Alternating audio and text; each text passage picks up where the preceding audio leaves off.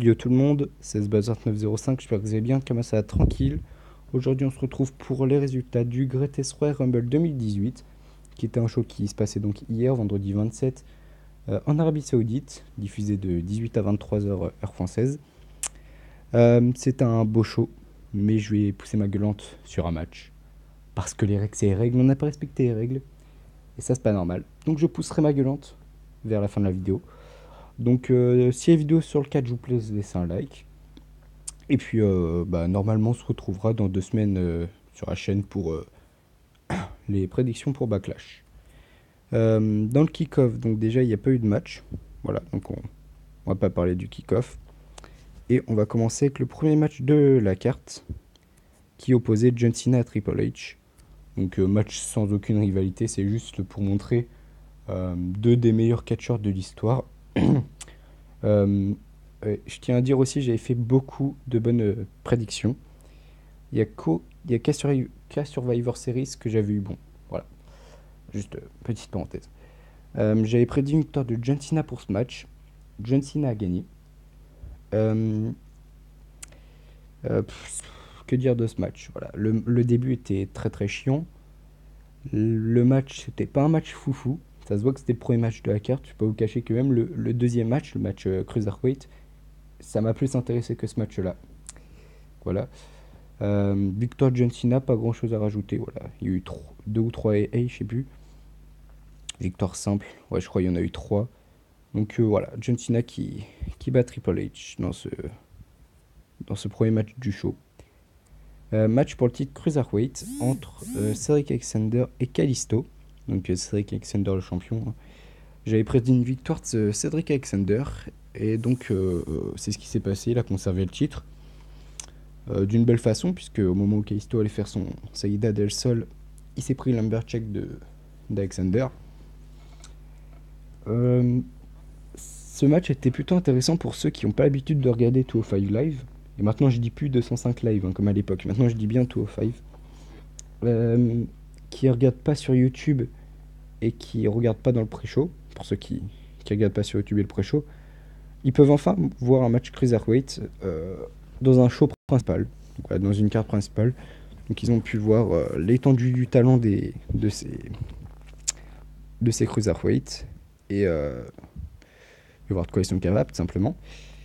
Match pour le titre de la WWE. Il était calé plus haut dans le. Il était calé plus haut dans la carte, hein, quand même. Le champion de la WWE, AJ Styles, affrontait Shinsuke Nakamura. J'avais prédit une victoire d'AJ Styles.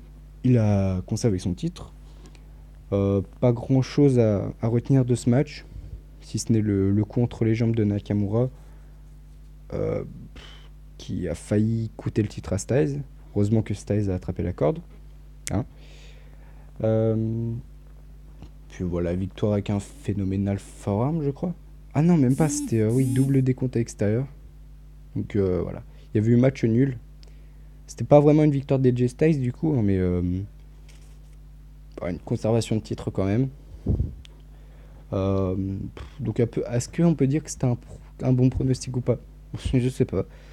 Mais voilà, Styles qui conserve ce titre et qui pour une fois a fait un double décompte à l'extérieur, ce qui est très rare dans un match de championnat de la WWE quand même. Match pour le titre des États-Unis. Le champion Jeff Hardy affrontait Jinder Mahal. J'avais prédit une victoire de Jeff Hardy. Il a gagné. Comme le match d'avant, pas grand chose à retenir, hein, si ce n'est le Twist of Fate qui ressemblait plus à un stunner. Et à la fin, le Swanton Bomb, tout simplement. Sinon, pas grand chose à retenir. Il y avait deux possibilités. Soit Jeff Hardy gagnait, donc le titre restait à SmackDown, et donc c'était obligé que ce soit Balor ou Rollins qui gagnait le match pour le titre intercontinental. Ou alors Jinder Mahal emmenait le titre à Raw, et Samoa Joe et le Miz auraient été donc les... Putain, j'ai reçu plein de notifs. Auraient été les deux seuls possibles vainqueurs pour le match intercontinental. Mais vu que Jeff Hardy a gagné, c'était sûr que ça allait être un gars de Raw qui allait gagner le titre intercontinental. On en parlera un peu après. Et donc, Jeff Hardy, victoire face à Jinder Mahal, et il est toujours champion. Match pour les titres par équipe de SmackDown, les Bludgeon Brothers contre les Usos, donc les Bludgeon Brothers qui arrivaient en tant que champions, qui sont repartis en tant que champions, puisqu'ils ont battu assez facilement les Usos. Enfin, facilement. Il y a quand même eu le double kick sur Harper, le splash. Là, j'y ai un peu cru. Franchement, quand j'ai vu ça, je me suis dit, ils vont le faire les Usos? Mais non, ils l'ont pas fait. Dégagement d'Harper, et puis à la fin, là, il y a eu la grosse claque de Harper sur Rowan. C'est superbe motivation. On claque son pote. Il l'a écrasé contre le coin. Je sais pas c'est lequel Uso, mais voilà. Et puis le powerbomb. Victoire des Bludgeon Brothers. Et voilà. Qui va pouvoir battre les Bludgeon Brothers pour les titres? Pour l'instant, personne, mais je pense que dans le futur, ce sera le bar. Donc, tiens, en parlant du bar, match pour les titres par équipe de Raw. Les titres étaient restés vacants depuis que Strowman et Nicolas les ont redonnés. Le bar affrontait Bray Wyatt et Matt Hardy. J'avais pris une victoire de Bray Wyatt et Matt Hardy. Ils ont gagné. Hum, Heureusement, j'ai envie de vous dire, parce que si le bar avait encore gagné, ça aurait été très très chiant de les voir une cinquième fois champions ensemble. Euh, et puis, ils seraient revenus à Raw, quoi. Ils sont à SmackDown, tant mieux. Parce que à Raw, ça commence à être un peu relou. Puis voilà, ça fait du changement. Et puis les deux Hardy sont champions, chacun de leur côté, un en équipe et un en solo. Puis d'ailleurs, en parlant de ça, la petite interview, là, j'ai bien aimé. Quand Jeff Hardy était interviewé, puis tu vois Matt Hardy qui arrive par derrière. Jeff Hardy était en train de parler d'un coup. Mais encore, putain. D'accord. Euh, Jeff Hardy commence à parler, puis là, Matt Hardy arrive de nulle part. Il se met à, il se met à parler comme ça, et genre, le truc, c'est que Jeff Hardy a même pas eu peur, il a même pas été surpris, il a même pas regardé sur le côté. Et juste, il a souri. Genre, il a l'habitude que Matt Hardy fasse des interventions comme ça. Et donc, voilà. Puis ils se sont dit mutuellement bravo, frère Niro. Voilà, Brewett, Matt Hardy et Jeff Hardy, même s'ils sont plus en équipe, sont toujours évidemment très très proches. Et tant mieux pour les frères. Match pour le titre intercontinental, un match de l'échelle entre Seth Rollins le champion et Finn Balor, Le Miz, Samoa Joe. J'avais prédit une victoire de Seth Rollins, et vu que Jeff Hardy avait gagné le match avant, c'était donc, comme je vous ai dit, obligé que ce soit Rollins ou Balor qui gagnait. J'y ai cru. Quand j'ai vu Balor qui était en train de monter et qu'elle allait attraper la ceinture, je me suis dit, putain, il va le remporter ce titre. Et ben non. C'est Seth Rollins qui a conservé sa ceinture d'une très belle façon. Il a sauté sur la troisième corde, puis il est monté super vite sur l'échelle. Il a attrapé la ceinture. Balor qui a rien vu passer. Il était tellement dégoûté qu'il a pleuré de l'arcade. Il a pleuré du sang. Il pleurait du sang de l'arcade, ouais, parce qu'il avait l'arcade droite un peu démontée. Donc Seth Rollins qui a conservé son titre d'une plutôt belle façon. Après, tout le monde a bien joué dans ce match, hein. Pour une fois, je vais pas tailler de mise, même s'il a perdu. Non, franchement, tout le monde a bien joué dans ce match. Samoa Joe qui était très bien parti, jusqu'à ce qu'il se prenne le coup de grâce, après on l'a pas revu. Et puis, bah voilà, conservation de titre de Seth Rollins, c'est ce que j'avais dit. Casquette match du cercueil entre l'Undertaker et Rusev. J'avais prédit une victoire de l'Undertaker. C'est ce qui s'est passé, hein, tout à fait logique. Je reparlerai pas du truc Rousseff, puis Jericho, puis Rousseff, hein. Euh, C'était limite plus intéressant que ce soit Rousseff, parce que du coup, il y a eu un Eden English avec, et c'était plutôt marrant.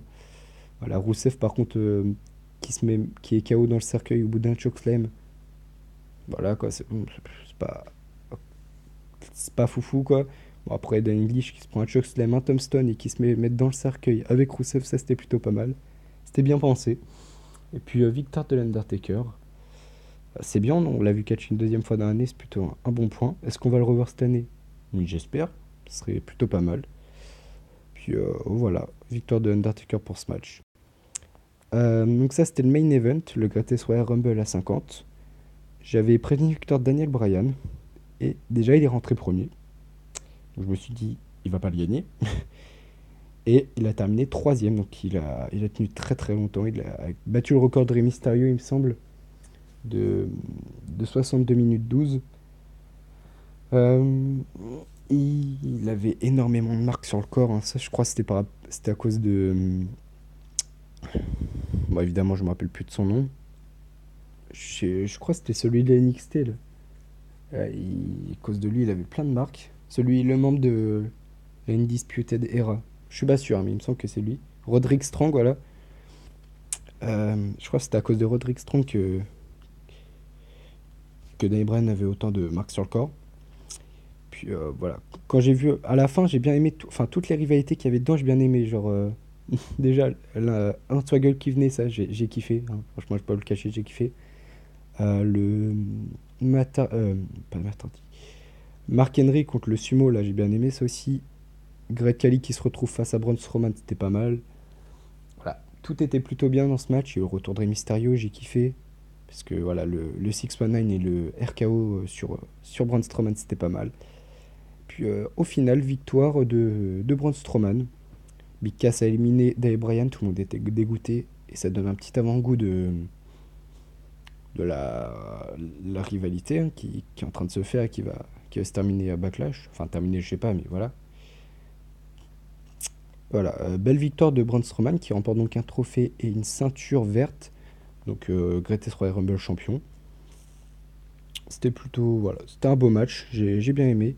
À retenir par contre, c'est Shane McMahon, voilà, qui était sur la troisième corde, qui s'est fait virer par Braun Strowman. Il a, il a atterri sur la table des commentateurs, enfin, il a pété la table des commentateurs, Shane McMahon. Et apparemment, 5-10 minutes après, il n'avait pas bougé. Faut quand même faire attention à lui. Qu'il soit pas trop blessé, ce serait un peu con. Mais voilà, sinon, très beau match. Et là, ouh, là ça va péter. Là ça va péter. Match pour le titre universel en cage entre le champion Brock Lesnar et Roman Reigns. La revanche de WrestleMania. Déjà, j'étais sur le cul quand Roman Reigns a perdu à WrestleMania.